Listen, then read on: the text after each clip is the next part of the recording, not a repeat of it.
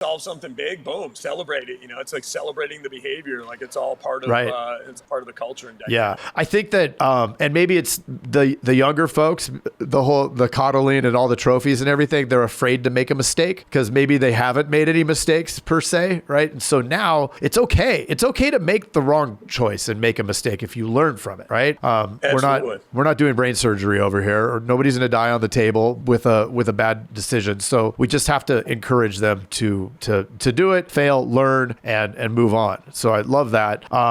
There's so many things in there, Dave. I think the last piece is giving them an opportunity to be in your seat, right? Yeah. So it's, a lot of times I'll see people, I don't want to lose this person. I want to keep them forever. I want to hide the agency owner opportunity or whatever that may be from them. Yeah. But I found the exact opposite. That's what allowed us to retain our people for years, is that promise and commitment. You do all the right things, we're going to develop you to owning your own agency. Yep. And then we had a, contingency plan there where when we went to sell that, we had our people lined up, and it was a life-changing event for them. But that's the reason that they stuck with us the entire time, because we worked with them. We helped them become leaders. We did weekly leadership meetings, helping their leadership skills, taught them all the base fundamentals that they would need to know operating a business. So when they went in there on day one, it wasn't I'm getting hit by a fire hose and I'm drowning. It was like, all right, I got my footing already and I know what to do and I can navigate this. And, that resulted them not just buying the agency, but, doing relatively well in comparison to, everybody else in their market. And I love it. I'd say just have that out there. And that's what we tell people when we recruit too, is, when you're putting it out there, a great way to make you different from Amazon, Google, all these flashy, attractive companies. Oh, wow, I'm working for Google. Well, you can't go to Google and maybe work there 3 to 4 years and then get your name on the door. Oh, by the way, if you just came in, got your name on the door, bought that, had the revenue of the book, paid down the loan, and you didn't even grow it a dime, you kept it the same, which is not the goal of doing this, but let's say that's what happened. All of a sudden, 10 years later, you have $1 million asset and you're a millionaire.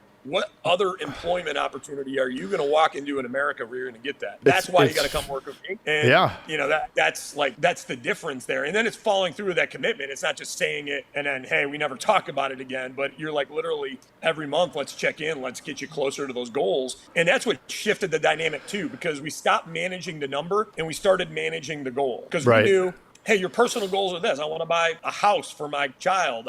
For my family. I want to get them this education. And my professional goals is getting my name on the door. Now, if they're not doing the dials, they're not putting in the work, they're not closing the deals, it's not you didn't hit your dials today or you didn't hit your talk time. It's you made a commitment to me. You made a commitment to your family. You told me what your goals are. And it's my job as a leader to hold you accountable to that. If I wasn't holding you accountable to that, I'd be failing you as a leader. And I'm not going to allow you to just mail it in today. I get you're having a bad day, but should your kids have to pay the price because you're having a bad day today? And you don't want to make dials and you don't want to close a deal, because by you not closing the deal today, potentially tomorrow or the next day, it's a slippery slope. You don't get the paycheck that you need that's going to pay for the new mortgage of that new house that you want. And you don't build up the consistency that you need to have within you, because you can't have bad days in business. Bad days just need to be on every single day. You need to be on for your team, and you need to get conditioned to that. That's the only way you're going to get your name on the door. And when you have that type of conversation, it's hard to say no to that. It's hard to, no, because now you put it in a different frame, which is the truth. And when they look at the number as not just a number anymore, but they see the number as their kid, and they see it's that brand new door, and they start to visualize the door to that house that's bigger, that's more dynamic, that's more conducive for their family, and they start to visualize they're sitting in your seat. And that's the reason to do it. They're doing it with why, they're doing it with purpose. And we made sure every single person was following their passion, following their why, following their purpose. Because when you got people that are like working, not just to work, but they're doing it because their soul's on fire, like you start to build some pretty magical things. That's what we've always tried to do in any one of our organizations, is just bring that fire out of people. So great. Now, another thing here with hiring and recruiting. So let's get to the elephant in the room here with that. I think that it's probably the number one challenge for agents. If I did a post recently